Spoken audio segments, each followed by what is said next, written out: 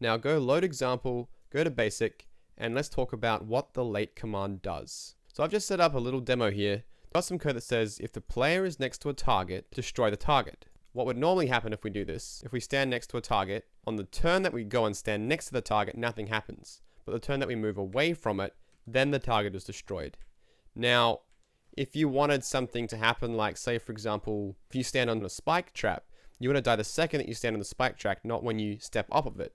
When you use the late command, what you're telling Puzzlescript is anything that's labeled late runs it after everything else has been checked. If we run our code now, the second that you stand next to a target, it disappears. So the reason this happens is because of the way that Puzzlescript reads your code.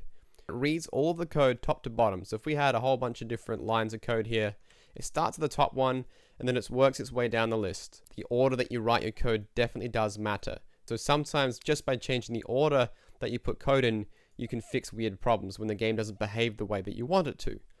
But aside from that, if you put late code at the top, it won't run first because anything marked late will run at the end. However, if you had several late commands, then the top late one would run first, then the second one, and so on. Because Puzzlescript, it registers that something wants to move, it goes from top to bottom through all of your code, trying to move anything that can move, and any condition that's true, it'll run it.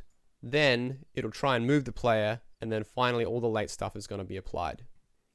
If you want more tutorials, make sure you subscribe below, and I'll see you guys in the next video.